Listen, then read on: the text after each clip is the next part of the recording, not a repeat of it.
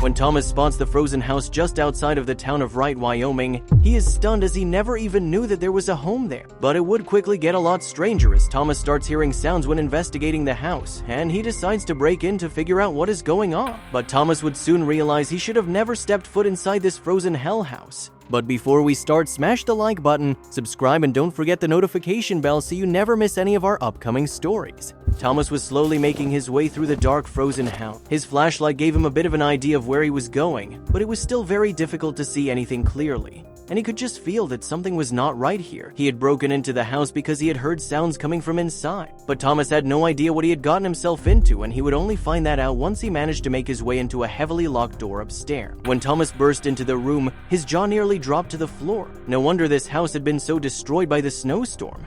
But what did Thomas find in the house? And what could it have to do with how snowed in the place was? That winter in Wyoming, in the tiny city of Wright, over 100-year-old records were broken. It had rarely ever been so cold for such a long period of time, so people had to take drastic measures in order to make it through these trying times.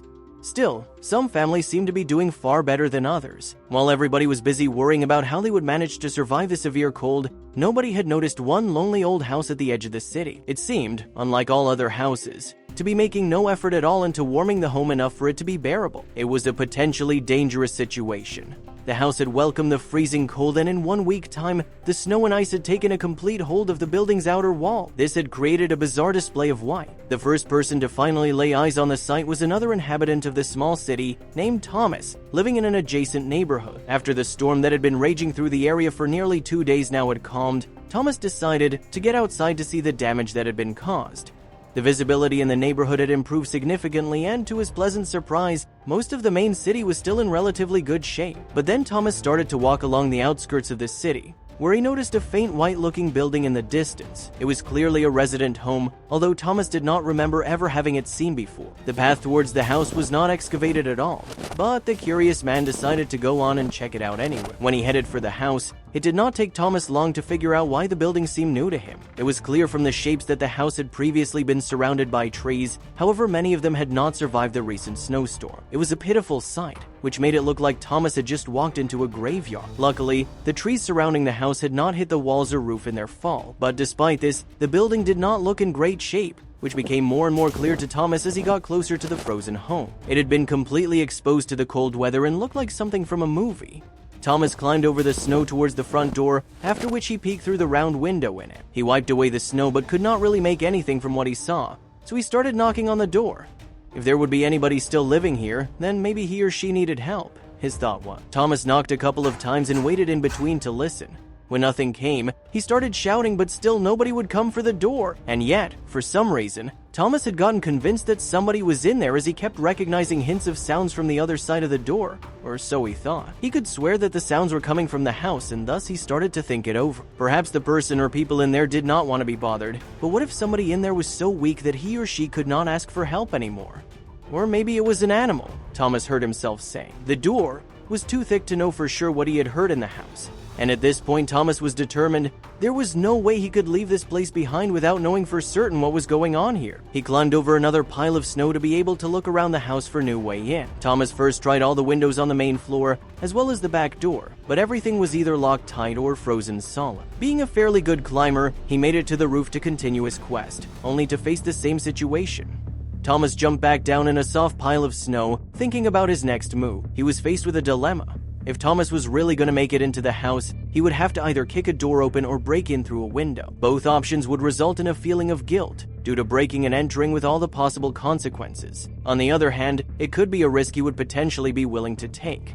Thomas knew that the best course of action was to just walk away and warn the authority. He tried all he could, within the boundaries of the law, and better leave it over to professionals as soon as possible. But when he tried to make a call to the local authorities, he couldn't reach anybody at the other end of the line. Now he was quite sure that no help was coming anytime soon. With nobody on the streets and most people in town still freeing their houses from the storm, authorities would be busy anyway, Thomas thought. So he was willing to go for it. He took off the sweater under his jacket, wrapped his hand in it, and simply smashed one of the windows to pieces. Now he could enter through it, and when he slowly did, it was dead quiet inside. Apart from no sound, there was neither coming any light through the windows. The windows were just small, and most of the light was being kept out by the walls of snow outside. It was a scary scene. Thomas grabbed his phone when he got through. He turned on the flashlight. Now he could make his way through the house without stumbling over invisible objects on the floor. He continuously kept calling and asking whether anyone was home or in need of help, but no answers were given. Now that Thomas had taken a better look at the interior, he concluded that from the inside, the house looked relatively normal, apart from it being fairly old. It was, however, difficult to determine whether anybody had been living here in recent years, since all the corners of the ceiling on the main floor were covered in spiderweb. Yes, it was dusty and dirty, but the open spaces had a decadently clean look as well. The chairs and dining table were neatly placed in the middle of the living room, and the carpet underneath the coffee table was in perfect condition. A strange sight overall, but until now nothing had really stood out to Thomas. At least not yet. After searching the entire bottom floor without any sight of a living being apart for a couple of spiders on the wall, Thomas decided it was time to go up the stairs to check out the rest of the house. The sound that he heard before was gone for quite some time now, which let Thomas believe that it had all just been in his mind. Now he immediately came across a locked door when he reached the top of the stairs. He was not an easily scared man, and although the situation he was in would be worrying to others, the feeling of curiosity dominated Thomas's mind. Everything else in the house was open, so what was so special about this room? Thomas kicked in the door and found a litter of puppies and a mother dog. Apparently, the owner of the house had left them behind when he fled for the store. Thomas took them all to the local vet, who managed to save every single one of the animals. Thank you for watching. If you like this story, don't forget to hit the like button, subscription, and ring the notification bell so you never miss our upcoming story.